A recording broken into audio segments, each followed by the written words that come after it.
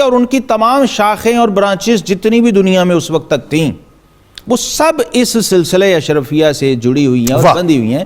اور اس امت میں جنید صاحب 3 بزرگ ہیں جن کو محبوب کہا جاتا ہے. 3 محبوب ہیں آفیشلی اولیاء میں. محبوب سبحانی غوث اعظم، محبوب الہی خواجہ نظام الدین اولیاء، محبوب یزدانی سلطان اشرف جہانگیر سمنانی. اعلیٰ حضرت امام اہل سنت مولانا احمد رضا بریلوی رحمۃ اللہ جب اعلیٰ حضرت اشرفی میاں علی حسین اشرفی رحمۃ اللہ تعالیٰ علیہ کی جب زیارت کی نا، ہم شبیہ غوث اعظم تھے، تو اس وقت انہوں نے کہا تھا اشرفی اے رخت آئینہ حسن خوباں، اے نظر کردہ پروردہ سے محبوباں.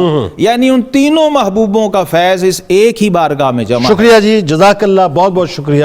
آپ کا تشریف لائے اور آخر میں انشاءاللہ ملک کے معروف شناخواں جناب ساجد علی ساجد کلام پیش کریں گے. آپ کو میں خوش آمدید کہتا ہوں. السلام علیکم ناظرین کرام. آئیے چلتے ہیں کتاب الشفا کی جانب اور غلے کی حفاظت کا عمل آپ کو بتلاتے ہیں کہ اگر 11 بار سورۃ المطففین پڑھ کر اناج وغیرہ پر دم کیا جائے تو اللہ تبارک و تعالیٰ کے فضل و کرم سے وہ ہر طرح کے نقصان سے محفوظ رہتا ہے. اول و آخر درود پاک لازمی پڑھیے گا. حضرت علی کرم اللہ وجہ الکریم کا قول مبارک ہے کہ آخرت تمہارے رہنے کا گھر ہے، بس اس کے لیے وہ سامان تیار کرو جو ہمیشہ تمہارے کام آئے. روزنامہ 92 نیوز میں آج مضمون ضرور پڑھیے گا حضرت سید اشرف جہانگیر سمنانی رحمۃ اللہ علیہ کے حوالے سے.